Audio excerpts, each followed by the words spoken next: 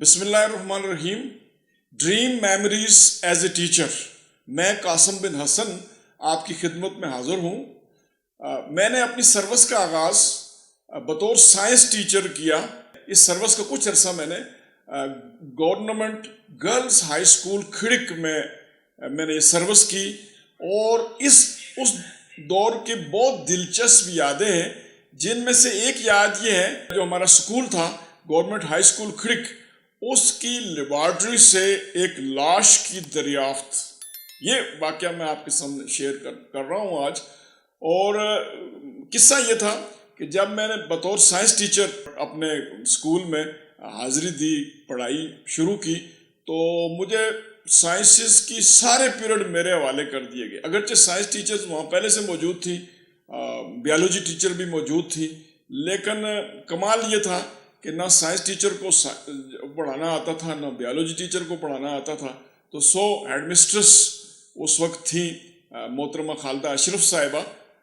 تو انہوں نے مجھے حکم دیا کہ آپ کی تقرری اس ادارے میں ہوئی ہے، تو آپ کے بارے میں یہ شہرت ہے کہ آپ ایک لائق ٹیچر ہیں، آپ ایک لائق اسٹوڈنٹ رہے ہیں، تو سائنسز کی ساری کلاسیں میں آپ کو دے رہی ہوں. میں ان کی صدر معلمی کا جو زمانہ تھا، اس عرصے میں فزکس بھی پڑھاتا رہا 9th 10th کو، بیالوجی بھی، کیمسٹری بھی، سارے سبجیکٹس، میتھ بھی پڑھاتا رہا.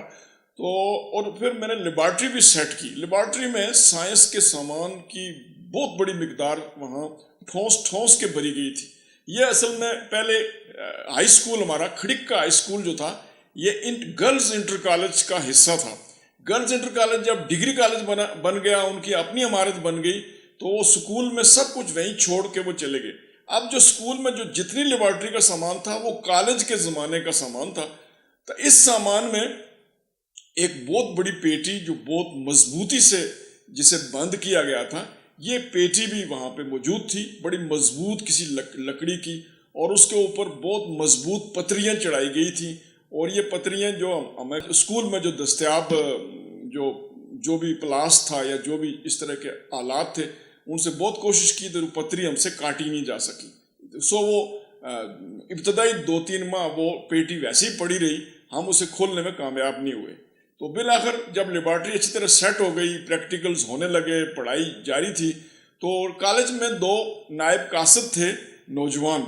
ایک شوکت نام تھا، دوسرا عبد المجید دوسرے کا نام تھا.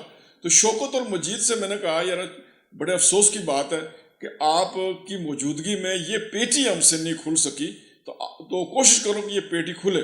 تو شوکت اور مجید نے جا کے ذرا مضبوط قسم کے پلاس کہیں سے لائے اور مضبوط قسم کے آلات لائے. پھر انہوں نے پہلے اس پیٹی کی وہ لوہے کی پٹیاں جو تھی وہ کاٹی. اس کے بعد پھر ڈھکنا بڑی مشکل سے، بڑی کوششیں کر کے اور بڑے طاقت لگا کے اس کا ڈھکنا بھی اٹھا دیا.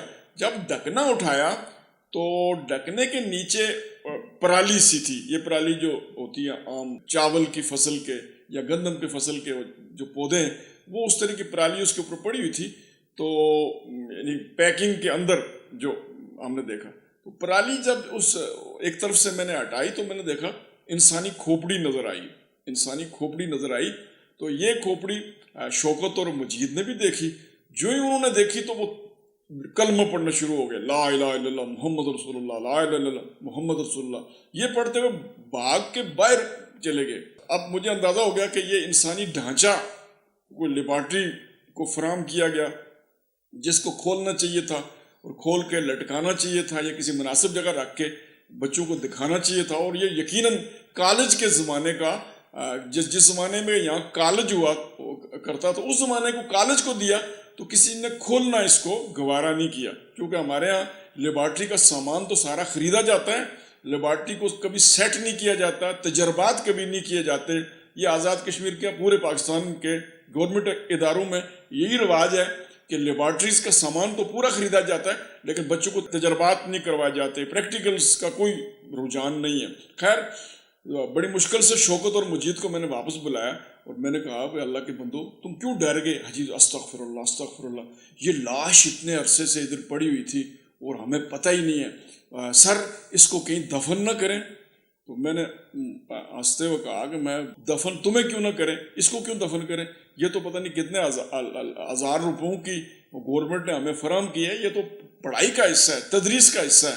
تو سو اس کو ہم نے اس ڈھانچے کو، انسانی ڈھانچہ اس لیبارٹری سے پرالی ساری ہٹائی. تو بہت خوبصورت کوئی انسان تھا. اچھا ایک تو ہوتا ہے نا یہ پلاسٹک کی بنائی ہوئی ہوتی نہیں، بلکہ انسانی ہڈیاں ہی تھی، انسانی ڈھانچہ تھا، ریئل ڈھانچہ. اور اس کے اپنے دانت بھی اپنے ہی تھے، یعنی وہ اندازہ ہوتا تھا کہ پلاسٹک کے نہیں. جو دانت دیکھ کے یا اس کے جو نقوش، جو ہڈیوں کے نقوش دیکھ کے لگتا تھا کہ بہت خوبصورت آدمی کا جو یہ اسکیلیٹن ہے، بہت خوبصورت بندہ ہوا ہوگا جس کا یہ اسکیلیٹن ہے. تو میں نے کہا، یہ وہ کہنے لگے سر دعا نہ کرے اس کے لیے. میں دعا اس کے لیے کیا، پوری دنیا کے سب مرنے والوں کے لیے تم دعا کرو، کس نے روکا تمہیں. خیر جو اگلا منظر یہ تھا، تو میں نے کہا اب یہ ہم دکھاتے ہیں طالبات کو، یہ پورا اسکیلیٹن طالبات کو دکھاتے ہیں. لیکن ابھی کسی الماری بنوائیں گے، ذرا اونچی سی الماری جس کے اندر سے لٹکائیں گے، شیشے کا شو کیس سب بنوائیں گے، لیکن سر دست طالبات کو دکھاتے ہیں. تو طالبات کو دکھانے کے لیے میں نے ان سے کہا کہ کلاس کو جب ادھر بلائیں گے ہم تو 20-30 سے زیادہ طالبات کو اندر نہ آنے دیں. تو 20-30 طالبات دیکھ لیں تو پھر دوسرا گروپ دیکھے. تو اب یہ دوسرا منظر تھا کہ جب طالبات اندر آئیں تو اسکیلیٹن جو لیبارٹری میں موجود تھا اس پر سے جب ایک چادر ہم نے اس وقت رکھی ہوئی تھی، وہ چادر ہٹائی تو بچیوں نے جب یہ اسکیلیٹن دیکھا تو بچیوں کا رد عمل وہ پینس کے رد عمل کی طرح ہی تھا. وہ انہوں نے چیخیں ماری اور چیخیں مارتی ہوئی باہر بھاگ گئی. اور پھر جو ہے ہم نے بڑی مشکل سے انہیں سمجھایا کہ یہ ڈرنے کی یا چیخیں انہوں نے کہا جناب کوئی کہتی ہے یہ کوئی بھوت ہے سر، یہ انسانی ڈھانچہ ہے سر، یہ کیا واقعی انسانی ڈھانچہ ہے وغیرہ، اس طرح کے سوالات ان کے تھے. تو یہ ایک طرح کا جو انسانی ڈھانچہ جو دریافت تو نہ ہوا، دریافت کرنا لفظ یعنی یہاں موجود تھا. میں جب یہ اسے کھولا ہم نے تو یہ 1986 تھا، اور یقیناً یہ 70 کی دہائی میں یا 60 کی دہائی کے آخری سالوں میں گرلز کالج کھڑک کو فراہم کیا گیا ہوگا. لیکن کسی سائنس ٹیچر نے، کسی سائنس کے لیکچرر نے، کسی سائنس کے پروفیسر نے جو ہے وہ اسے کھولنا گوارا نہیں کیا.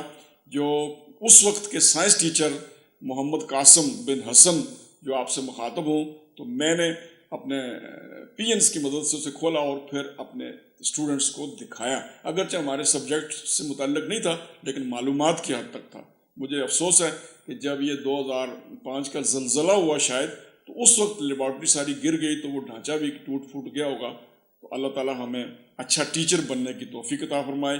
پاکستان زندہ باد.